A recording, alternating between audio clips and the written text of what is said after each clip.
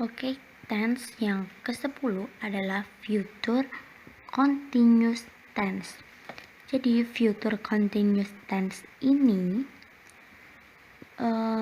menunjukkan suatu kejadian akan terjadi di masa depan dan terus berlanjut untuk beberapa waktu.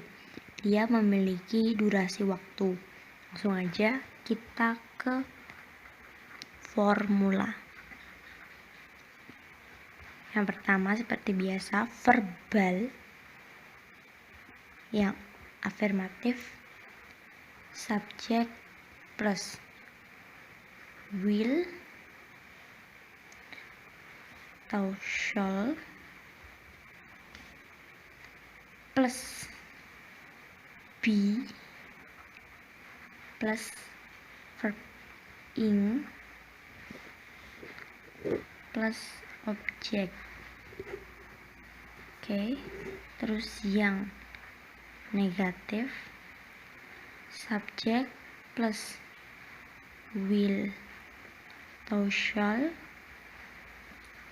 plus not plus be plus verb ing plus object. Terus yang interrogatif, will shall not taruh depan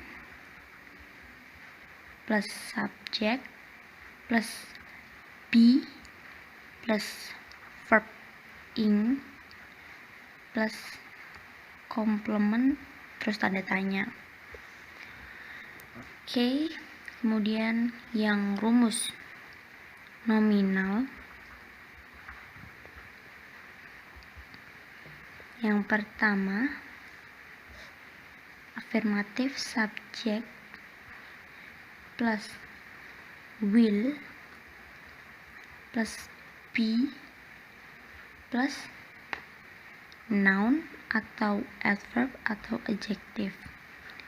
Kemudian yang negatif, subject plus will plus not plus be plus noun atau adjective atau adverb. Kemudian yang interrogatif, will-nya taruh depan plus subject plus be plus noun adjective atau adverb tanda tanya. Oke, jadi di sini yang verbal dia pakai will atau enggak shall, ini tergantung subjeknya, dan dia pakai be terus pakai verb ing. Yang nominal dia cuma pakai will doang tapi tetap pakai be. Oke, seperti itu. Oke, langsung aja kita ke contohnya.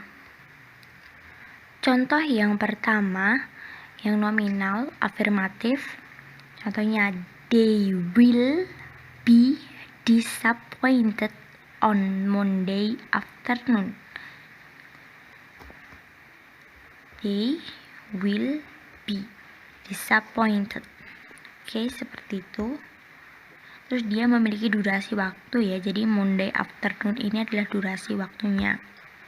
Terus contoh untuk verbal yang afirmatif, Indonesia will be celebrating the Independence Day next week. Karena Indonesia jadi dia pakai will. Terus pakai verb ing, celebrating. Terus yang negatif, Indonesia will not be celebrating the Independence Day next week. Terus dia pakai not. Yang interrogatif, will Indonesia be celebrating the Independence Day next week? Oke, seperti itu. Sesuai dengan formula-formulanya. Tense yang ke-11 adalah future perfect tense. Future perfect tense ini digunakan saat menyatakan suatu peristiwa yang mulai dikerjakan pada waktu lampau dan akan segera selesai pada waktu yang akan datang. Dia biasanya memang mencantumkan waktu yang jelas. Oke, waktu. Langsung aja kita ke formula. Yang pertama, verbal, afirmatif, subject plus will plus have, terus dia pakai verb 3 plus object. Terus yang negatif, subject plus will plus, karena dia negatif jadi dia not, terus pakai have lagi, terus verb 3, terus object. Nah, yang interrogatif, will-nya taruh di depan, lalu subject, lalu have, lalu verb 3, lalu object. Jangan lupa tanda tanya. Yang kedua, rumus nominal.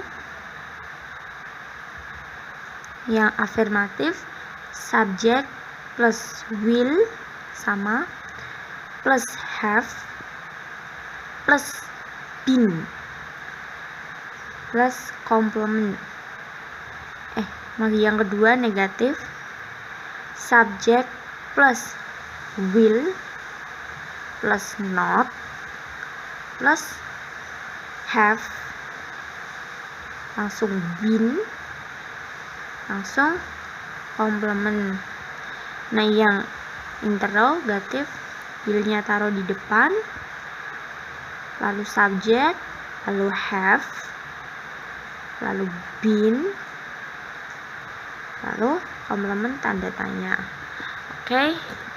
Jadi future perfect tense dia menggunakan will, menggunakan have, dan juga menggunakan verb 3. Untuk yang verbal, untuk yang nominal menggunakan will dan have been. Contohnya, yang pertama ada nominal, I will have been at your house when the party starts.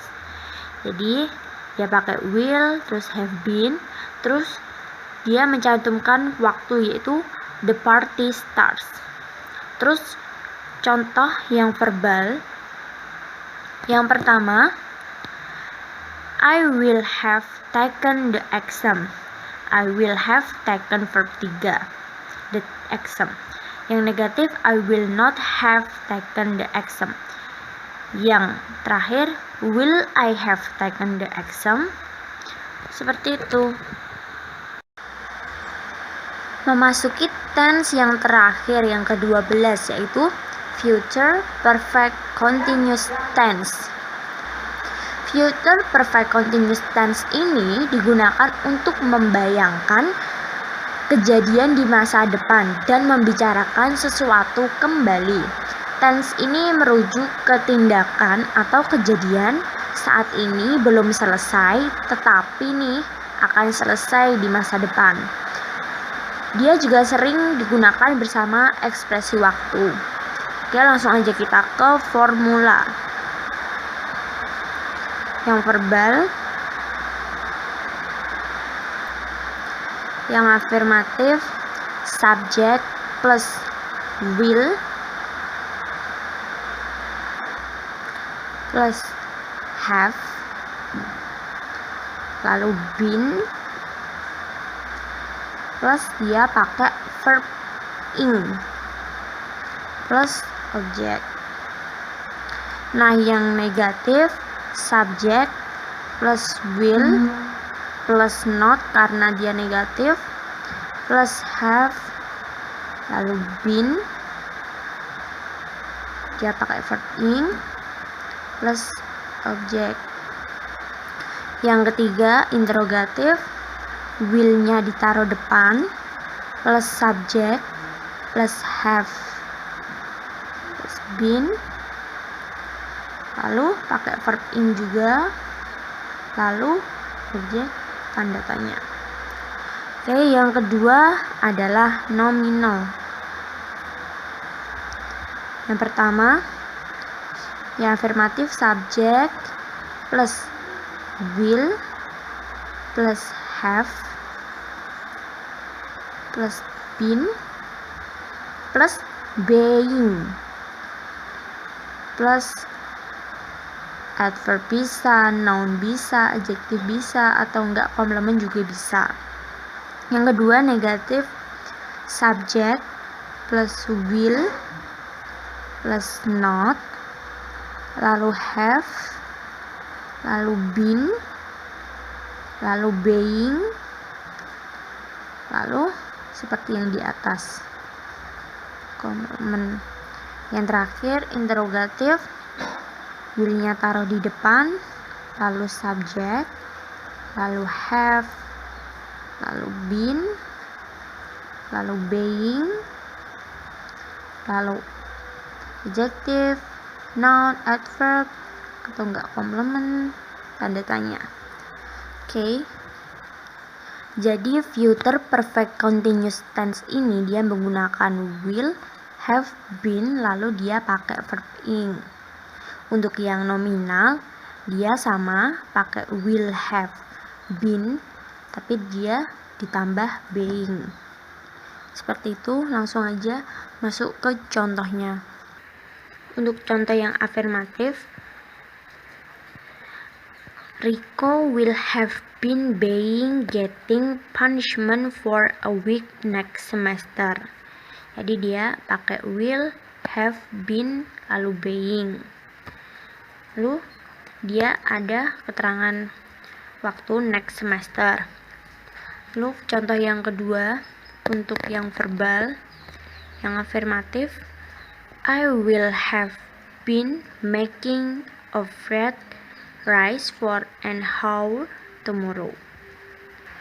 Jadi dia pakai will have been, lalu verb in making. Yang kedua, I will not have been making a fried rice for an hour tomorrow. Pakai not karena dia negatif. Dan yang ketiga, interrogatif, will I have been making a fried rice for an hour tomorrow? Dia will-nya ditaruh di depan. Memakai have been dan juga verb in. Seperti itu. Menguasai tense bahasa Inggris dengan cepat. Pertama, kita perlu untuk belajar 4 tense terlebih dahulu. Yang pertama simple present, 2 past simple, 3 future simple, dan keempat present perfect. Karena 4 tense di atas lebih sering digunakan dalam bahasa Inggris. Nah, yang pertama simple present digunakan untuk menyatakan kebenaran umum, menyatakan kebiasaan pada masa sekarang, menyatakan kejadian pada masa sekarang. Dan yang kedua adalah simple past, digunakan untuk menyatakan kejadian di masa lalu, fokusnya di titik kejadian. Yang ketiga adalah future simple, digunakan untuk menyatakan rencana atau sesuatu yang akan terjadi di masa mendatang, fokusnya di titik kejadian juga. Yang keempat present perfect, fokus pada kejadian dengan kata kunci sudah atau telah, di mana waktu kejadian tidak begitu penting. Setelah 4 tense tadi, selanjutnya adalah yang perlu kita pelajari. Yang pertama present continuous, 2 past continuous, 3 past perfect, dan 4 present perfect continuous. Yang kelima present continuous, fokus pada titik kejadian yang sekarang masih berlangsung, kata kuncinya sekarang lagi. Yang keenam past continuous, fokus pada titik kejadian yang berlangsung pada masa lalu, kata kuncinya sewaktu, aku, lagi. Dan yang ketujuh, past perfect, fokus pada kejadian dengan kata kunci sudah atau telah, di mana patokan waktu kejadian cenderung dijelaskan. Dan yang kedelapan adalah present perfect continuous, fokus pada kejadian yang sedang berlangsung, durasinya cenderung dijelaskan, kata kuncinya sudah dan selama. Contohnya, I have been waiting for 1 hour and no bus is coming. That was a discussion about the 12 tenses from part 1 to part 4. I hope this video is useful and can meet the assessment criteria from Miss Ambar. Okay, thanks for watching from the start to end. Okay, assalamualaikum warahmatullahi wabarakatuh.